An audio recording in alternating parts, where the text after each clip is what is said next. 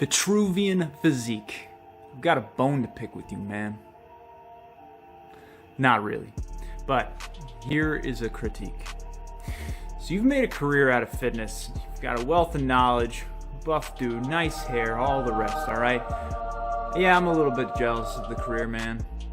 I'd love it if my channel would blow up like yours. So, I'm here to talk about your video on the best and worst protein sources for building muscle and losing weight or fat. I think that the video information that you gave out in this video did not capture the big picture, and I think you know that too. How dare you! Now really, this is so important because you were covering whey protein ultimately. You were highly advertising it in this 28-minute long video. But there's the minority of people that are out there that'll always go to extremes. You ever watch Chubby Emu's videos, man? J.A. is a 25-year-old man presenting to the emergency room unconscious. I'm sure you have. I think we all have over coronavirus. But ultimately, man, there's people out there who will be like, I need to take 3 bottles of vitamin C plus zinc pills a day to boost up my immune system. Or you have somebody who will do 4 dry scoops of pre-workout and chase that down with 4 mixed scoops of pre-workout. All those guys will hospitalize themselves. The same thing could happen here with the information you gave out about whey protein, where I'm thinking they could easily take away from your message either that they need to increase overall protein consumption for the average person, which would easily lead to like a 300 plus calorie surplus, or that you're saying that they need to replace what's already on their plate, which could lead to some dangerous other things when it comes to balance of micronutrients and minerals. So, let's just be honest, man. I'm clout chasing. I'm punching up. I hope you punch back. Maybe some more people will check out my channel. Go for it, man. Make fun of everything. Be like, dude, you're just using a cell phone with minimal editing. You suck. Be like, alright, it's cool. You gotta start somewhere. Anyway. So let's talk about the complete picture, man. Again, I think it was like a 28-minute long protein ad. Bit of a biased one. Jump cut. Thought I was gonna have to change locations, but let's get right back to it. I think ultimately we both agree that eating a healthy and balanced diet is going to provide most everyone with an adequate protein intake on a daily basis, and that can be done without the use of supplements. In one sentence out of the entire video, you did mention that your audience was seeking information to add variety and flavor to their diet, so I'll give you credit there. But otherwise, this entire video seemed to culminate in a whey is what you need to be consuming because it is better than what's on your plate. Or at least dollar for dollar. Most of your audience needs to hear that they should eat more fruits and veggies, drink more water, train, and sleep more. Not that they should either, as I pointed out, add, let's say, 300 plus calories to their daily total intake in order to slam down another 50 to 60 grams of protein. And to go deeper into that, calories in, calories out, man. If every 2 weeks they're doing that, 300 more calories or more a day, every 2 weeks they're going to gain a pound of fat if they don't substitute these calories from another source, that is. And to be fair though, if they're subbing out 300 calories of ice cream for protein, it's always a good thing. But liquid calories are not satiating enough, so this is ripe territory for caloric surplus.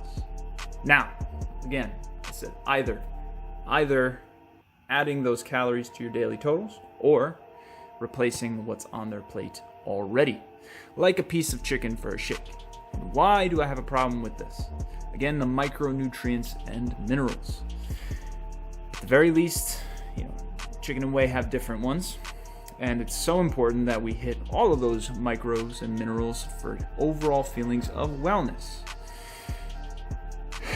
Not to mention that whey is largely devoid of fat, which hormonally is important for men and women to have some quantity of in their diet.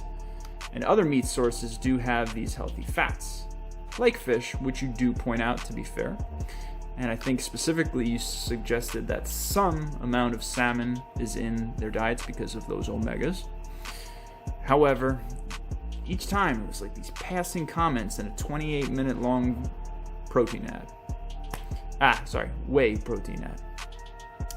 So again, you do imply that they should do one or the other. Either add more protein to their daily intake or replace what's on their plate.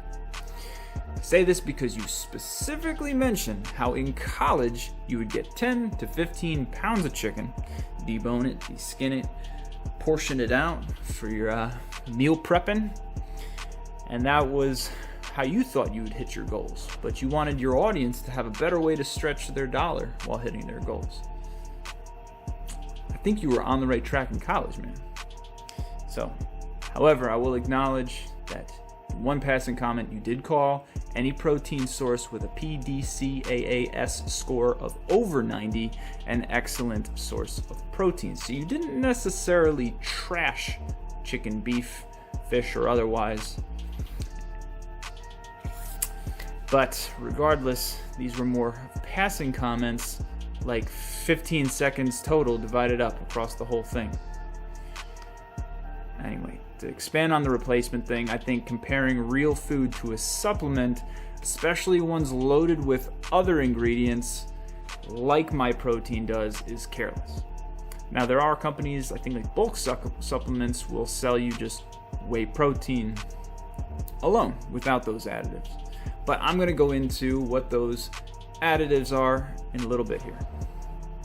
I think you should have suggested to your audience how to take the supplement correctly. For example, perhaps 1 to 2 25 gram scoops a day, taken at separate times, and always between meals. And that for the average person, this is more than sufficient. And if they aren't careful, that this habit could lead to weight gain, as I've stated. And I do understand that protein has a thermogenic effect, which I won't go into too much detail, and I'm sure we're both on the same page with that, that if you were to eat 100 calories of protein versus 100 calories of carbs, it is a better choice because your body needs to burn some of that protein to process it. So effectively, it's almost like you ate less calories overall when you put them side by side. But regardless, more calories in is still more calories in. So now we know that 25 to 35 grams of protein in any one meal is the most that can be utilized by the body for muscle building purposes. So if your listeners would like some academic sources, I can put them up here, there, wherever. But anyway, adding that scoop of protein, presumably like 25 grams, to an already protein-rich meal, they're kind of wasting their money, which was really one of your two main goals, to save money and muscle building, right? Because it's so important that the protein intake is spread out throughout the day. You think of somebody like Brian Shaw, who wakes up in the morning, the first thing he's doing, he's grabbing his whey isolate shake. And he does that before his fasted cardio session, right? For quick digestion. And the great thing about the whey isolate, I'll speak highly of it too. I think it's within those first 20 minutes, you have that amino acid spike in the bloodstream. I don't think that there's another food out there that can do it that rapidly. But Brian Shaw is an elite athlete who carries around so much muscle that really it is to the point that supplementation is absolutely essential. His situation, though, is not like most of your 500,000 subs. Now, the average person watching your channel needs to know that unless they're an elite level athlete, even like down to a half a gram to 1 gram of protein per pound of body weight suffices for muscle building purposes, and that carbs have a protein sparing effect. Again, happy to cite sources, but the protein sparing effect loosely translates to your body's ability to use protein most effectively if carbs are present or a part of your diet versus if they are not. And therefore, 1 gram per 1 pound of body weight, which everybody says you gotta do this, isn't always necessary for the average person. So, for example, if you're calling out vegan protein sources for the carb content, that does leave the listener with incomplete information, albeit veggies themselves are an incomplete protein source. I'm giving you credit for that, saying that. But I think you went too far as to say there's so much other stuff in it, right? I was copying you. Because you also left out something like spinach, which is an excellent low carb and low calorie protein source, and loaded with micronutrients. Calcium, iron, magnesium, potassium, vitamin A, folate, and more. Those are just the major ones. As well as fiber that your audience will need for healthy poops. Not even trying to be gross, just saying that healthy poops, not fun to talk about, are a sign that your body's getting the most out of your food. You can have diarrhea as a side effect from overconsumption of whey protein. You ever hear of the protein shits? Anyway, if you're going to take the time to call out something like tuna and suggest that mercury is a problem or not necessarily healthy, let's look at the supplements you are pushing. Impact Whey Protein has natural and artificial flavor as the second ingredient. While such ingredients are generally recognized as safe, we don't really know what they are as the consumer, and whether they're being consumed over the maximum daily intake. The same can be said for the sunflower lectin that's the first ingredient. We don't know how much is in each scoop, but we do know that you should only have about 50 grams of lectin per day max.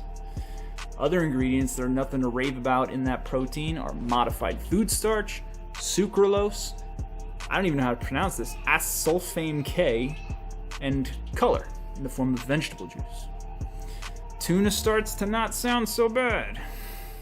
You could have suggested pure whey protein isolate, again from like a bulk supplements or other company that don't have the fillers to get around that. But lastly, I think that evaluating these items with one criteria being PDCAAS is worthwhile, but you can't say something like, because if you can absorb a protein, but it only has half the amount of amino acids that your body actually needs to put on muscle, then it doesn't really matter. Your words. That situation doesn't exist for someone who has a diet that is sufficient in protein in general. And again, if your own premise in this video is supposedly how your video viewers can add variety and flavor to their own diet, then it is fair to assume that they'll get these amino acids from other sources.